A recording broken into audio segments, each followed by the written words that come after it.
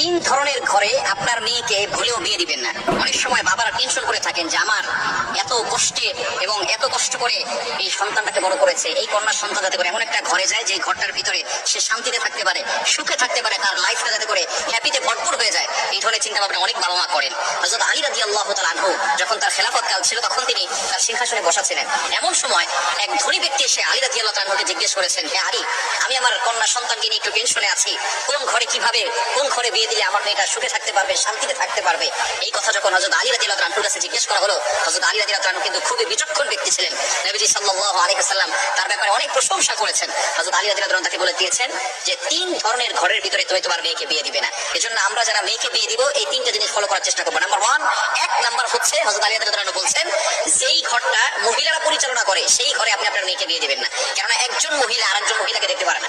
বর্তমান সমস্যা হচ্ছে এটা, যেই ঘরের সম্পূর্ণ দায়িত্ব মহিলারা পালন করে সেই ঘরে আপনার মেয়েকে বিয়ে দিবেন না। কেননা যখন আপনার মেয়ে ওই ঘরে যাবে তখন আপনার মেয়েটাকে সে তার মেয়ে মনে করবে না, সে তার ছেলের বউ হিসেবে ধর্তব্য করে দেখা যাবে পরবর্তী সময় এই মহিলার কথা অনুযায়ী ওই সংসারে আপনার মেয়ে ভালো থাকতে পারবে না। সুতরাং এক নাম্বার হচ্ছে যেই ঘরের ভিতরে মহিলারা ঘরটাকে পরিচালনা করে, সব দায়িত্ব মহিলাদের উপরে, সেই ঘরে আপনার মেয়েটাকে বিয়ে দিবেন না।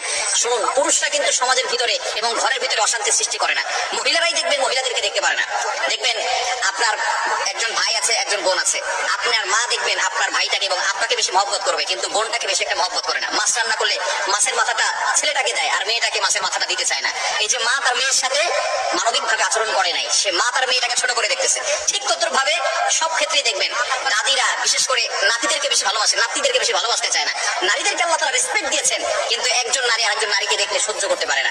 যে নিজের ঘরের ভিতরে এই ধরনের বৈষম্য তৈরি করবে, সে অন্য একটা নারী যখন সেই ঘরে আসবে কিভাবে ওই নারীর সাথে ভালো ব্যবহার করবে একটু চিন্তা করে দেখেন। যখনই নারী ঘরের ভিতরে অন্য কোনো নারী ঘরে আসে, ছেলের বউ হিসেবে ঘরে আসে, তখনই ননদের সাথে সমস্যা হয়, শাশুড়ির সাথে সমস্যা হয়। শ্বশুররা কিন্তু বিশেষ করে এই ধরনের সমস্যার ভিতরে জড়ায় না, বিভিন্ন সময় বাহিরে থাকে, এই ধরনের সমস্যা তারা করেও না।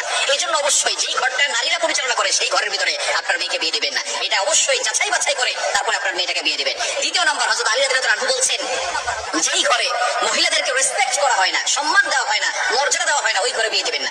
হযরত আলী রাদিয়াল্লাহু আনহু এই কথা বলার পরে তিনি ব্যাখ্যা করছেন। প্রথম নম্বরে বলেছেন কি, যেই ঘর মহিলারা পরিচালনা করে। দ্বিতীয় নম্বর বলছে যেই ঘরের মানুষরা মহিলাদেরকে সম্মান করে না এমন ঘরও বিয়ে দেওয়া যাবে না। অর্থাৎ যেই ঘর পুরুষ, অবশ্যই পুরুষরা ওই ঘরটাকে পরিচালনা করবে এবং মহিলাদেরকে সম্মান করবে, মহিলাদেরকে রেসপেক্ট করবে, মহিলাদেরকে যে আল্লাহ তাআলা সম্মান দিয়েছেন এই সম্মান পুরুষরা করতে জানে, সেই ঘরে আপনি আপনার মেয়েকে বিয়ে দিবেন। এবং তৃতীয় নম্বর, হযরত আলী রাদিয়াল্লাহু আনহু জানিয়ে দিয়েছেন তালাক প্রাপ্ত ঘর, যেই ঘরে বেশি তালাক দেয়, তার ভাই তার কয়েকটা স্ত্রীকে তালাক দিয়েছে, অথবা তার বাবা দুইটা তিনটা স্ত্রীকে তালাক দিয়েছে, অথবা তার খালো, এই যে সম্পর্ক যারা আছে, ফুফু যারা আছে, তাদের সম্পর্ক যদি এমন হয় যে তারা ওই ঘরের ভিতরে ম্যাক্সিমাম মানুষ তালাক দিতে বেশি পছন্দ করে, ওই ঘরে আপনার মেয়েকে বিয়ে দিবে না। তাহলে কিন্তু ওই ঘরে আপনার মেয়ে সুখ শান্তিতে বসবাস করতে পারবে না। সুতরাং এই তিন ধরনের ঘরে আপনি আপনার মেয়েকে বিয়ে দিবেন না।